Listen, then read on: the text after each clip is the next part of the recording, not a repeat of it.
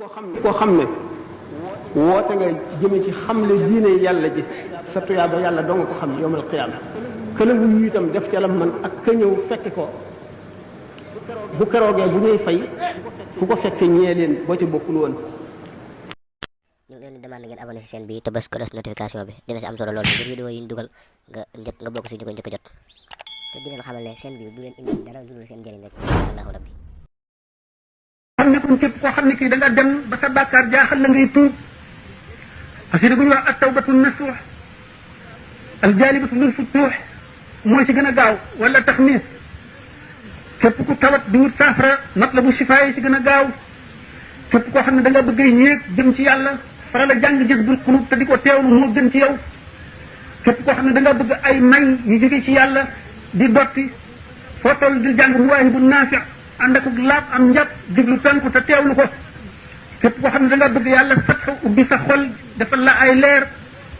di jàng fatahan fatahan lam yuraa qat wa lam yuraa wala ngay jaawartu bil furqaani rabbiyal mu'in nga di ko faral a jàng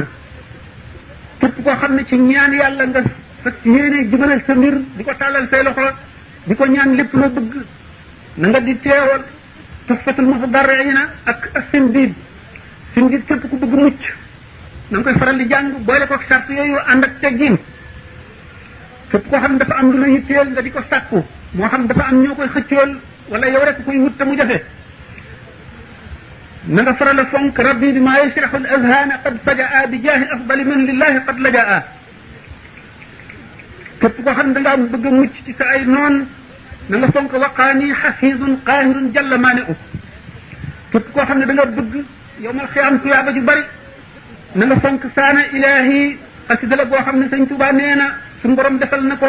taxaw na taxawaayu bépp jihaar bu yonent bi sallallahu alayhi wasallam mas a jihaar ak ba mu fi jógee ñu ko wuutu jëpp jihaar jiñ mas a jihaar képp koo xam ne da ngaa bëgg a mucc ci safara ak ci musibay adduna na nga fonk jaawartu bil furqaani rabbiyal mu'in